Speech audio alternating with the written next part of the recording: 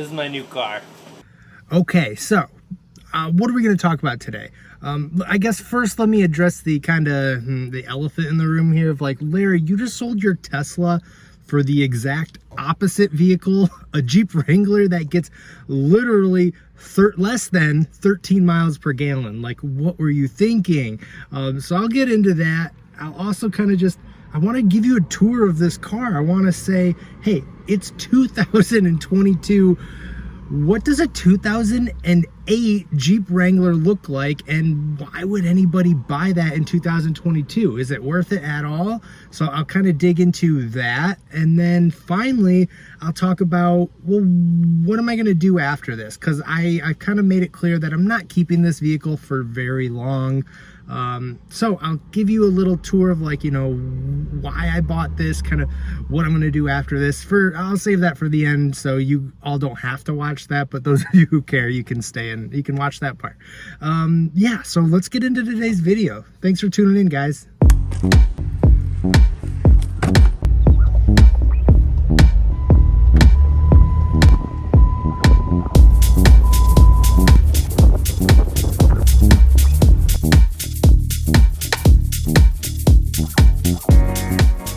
Okay, so this is a 2008 Jeep Wrangler. At the time, it was the nicest trim of this Jeep Wrangler that you could get. So it's got the premium sound system, and I guess that's about it. I guess probably the lower spec ones had roll down windows, and this has power windows, believe it or not. So, you know, all said and done, it kind of does a good job of keeping up with today's 2022 standards. I was noticing when I was driving it, like, you know, I'm not really missing much, even coming from arguably the most technologically advanced car, a Tesla. So I came from a Tesla to this, and I didn't feel like I was missing much for the first day. I will admit, about 14 hours into owning this, I went to the car stereo store and had them put in something a little more modern. And let me tell you, that was enough to make this thing just about perfect. Like, no complaints after that. So a quick little fun fact is, if you're familiar with how much the Model Y price increase have gone up, like, since I bought my Model Y, the price has gone up, I think, about between $7,000 and $10,000. So that, with a combination of just used car prices going up, I was able to pay for this entire vehicle minus about maybe $1,000 or so with just the appreciation of my Tesla, which was pretty interesting. I don't feel great about it, but that's just kind of the world we're living in. So yeah, I basically got a free car out of a free Jeep out of just owning a Tesla for 6 months. So it's crazy how the world works right now. So let me give you a tour. Let's review the vehicle.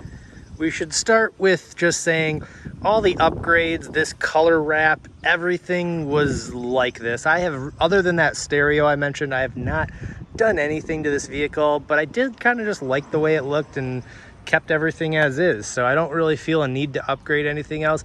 But if you see anything that you think I should do, feel free to mention it in the comments, because I'm more than open to adding more onto this thing. So let's start with just these wheels, right? Because they're cool. I really like these, in my opinion. These are Fuels, and then we have the Baja ATZ Mickey Thompsons, and they look big, bad, and beefy. I feel ready to go. We have these sand dunes here in Michigan that are only about an hour away. I can't wait to take this thing and just rip through there and go on an adventure.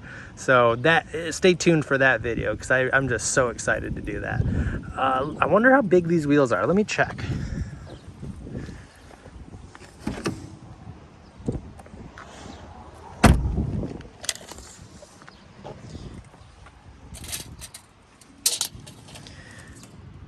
All right, looks like we got 32s on this bad boy. That's big. This sort of, you can see it's a wrap. I don't love the color. It's a little, hey, look at me, but at the same time, you know, it's kind of cool. It looks good with the contrast of the black, so I'm not gonna complain. Plus, underneath is silver, and I really don't want that. One thing I gotta say is this thing is rather old. It's got some rust. It's seen better days. It has upwards of 180,000 miles on it. I did get a bargain, so that's how I was able to buy a full Jeep with the appreciation of my Tesla, by the way. I didn't get a crazy expensive vehicle here. But anyway, let's go ahead and dive into the cockpit and show you what's going on with this 2008 technology. Oh, you know what I hate? These helicopter things are in season. This car was spotless. But I woke up this morning and there were about 100 of these things in my freaking Jeep. So that drives me nuts. Oh, I did get this on Amazon. Really nice. I love it. It's just like a little case because it looks pretty gross without it. Okay. So the first thing that I noticed is there's a key. We don't have a push button in this bad boy. I know that's pretty obvious for most of you. However, you know, it's something to get used to. This right here is actually a really funny story. This little, it looks like the same microphone I use on my camera right here, but it's actually part of this new audio system I got. Pretty funny that this is how they do the voice thing. I was like, you guys can just leave that off. I don't even use that feature, but anyway, that's what that is. So believe it or not, this has basically anything you can imagine needing like a modern vehicle would have. So we even got cruise control down here. This has a aftermarket remote start, so you name it, it totally lives up to today's kind of wants and needs, especially with this upgraded stereo system. I don't have Apple CarPlay. That was like an extra $100 or $200. Didn't seem worth it, but I got Bluetooth and it works really great. Sounds awesome in here too. The audio system's pretty fantastic. But you got your passenger oh crap handles. You got these, which I don't think are stock, but I do like chilling, hanging in the window with that. That's pretty nice. And then this aftermarket clip, I actually use all the time for my phone, which is pretty neat too. And again, I'm new to a Wrangler. I've owned a Jeep Grand Cherokee for the better part of 5 years or so. But it took me, I don't know, a half hour to realize that the window, the automatic window buttons were here. I searched everywhere. I pushed this lock button about 1,000 times trying to get the door to come down or window to come down. So yeah, that's how smart I am. And then of course we have some auxiliary options here. I have a light bar kit that came with this. It's just currently not installed, as well as there's another button here for some LEDs that are on the aftermarket bumper. But it really is a simple cockpit. Like car reviews nowadays, there's so much to get into. Like you have to dive into the infotainment system, all the custom settings. There's something really peaceful about getting into your car and just having the bare bones, which kind of has me like steering towards something more simple. Like I really liked that switch from the Tesla to this really simple, kind of just enjoy driving and not necessarily being in the cabin of a vehicle. So that might sound super obvious to a lot of people, but for me, I've always been very like tech forward, and I want a luxurious cabin, and that was a must for me for basically any vehicle I've ever owned, until being in this and really appreciating, you know, it's not like it's the worst vehicle. It's far from it. This is actually kind of nice. But, you know, I realized I don't need some of the things that I thought I needed. So I'm growing. We're all growing every day. I think that's important. Anyway, the tour continues. We have a singular basic, you know, this is how climate control should be. You can choose the direction, the speed, AC on or off, and then you got warm or cold.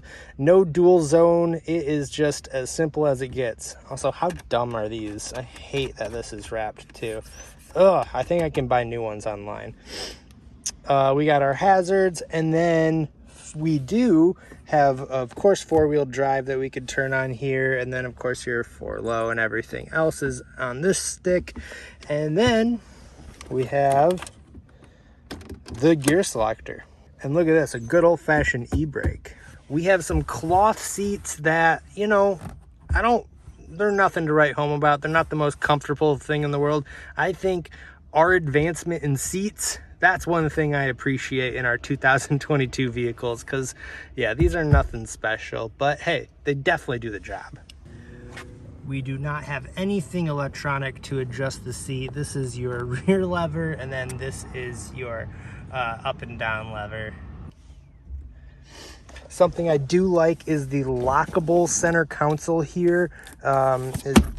Excuse me. As you can see right there, it allows you to have the full top off and not have to worry about it. So you don't have to, you know, put the top back on. You don't have to just hope that your security system's up to date. You can lock your stuff in your center console, like your sunglasses or whatever you keep in your vehicle, and not have to worry that someone's going to steal your stuff.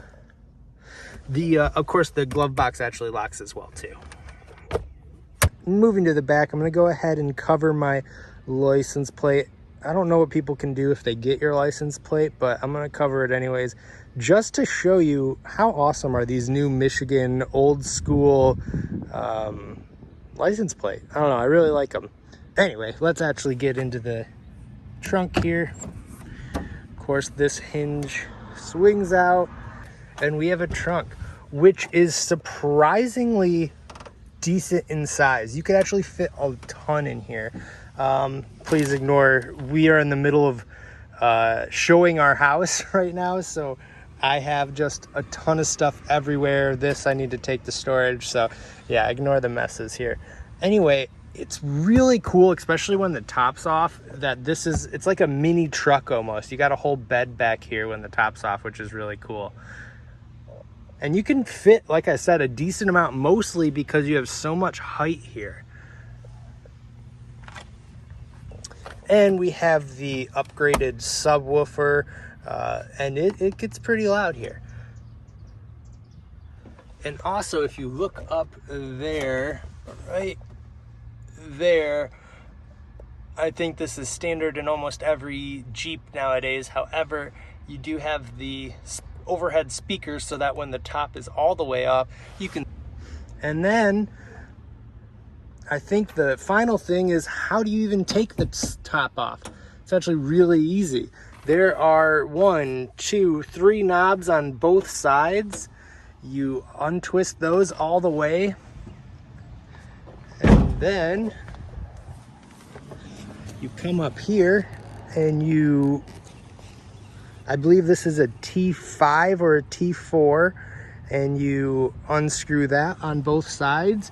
And then this entire black section you see here, grab a friend. I tried to do it myself like a total idiot, and that's how I got this scratch. Totally my fault. And then don't forget to disconnect the rear wiper hose. And then we will just close this back up. Well, if you made it this far in this video, thank you guys so much for coming along. I know this isn't your traditional, EV news video or a EV review even. Far from it. In fact, the opposite. Like I said earlier, the dash is telling me this is getting 12.8 miles per gallon in fuel economy. Like, this is the total opposite of my Tesla. And that's probably what you're asking, like, Larry, do you regret switching from EV to essentially the exact opposite? And obviously I totally miss my Tesla. I miss EV life a lot. And I just don't feel that bad about it though, because I know it's just temporary and I can switch back, when I'm ready to order my Lightning. So I kind of have that all planned out. My biggest dilemma right now though is, if I don't get an order for a Lightning, I can't stick with this through the winter, I don't think. So I will have to then buy another new vehicle or another used vehicle or something. I could probably use it in the winter, don't get me wrong. It's just, I don't know. I just don't love the idea of having to stick with this for a whole nother year, or to the big question mark of when I could get a Lightning. So that has me considering even a Bronco or a newer Wrangler. I really don't know where I'll go right now. I've got a lot to think about, I think.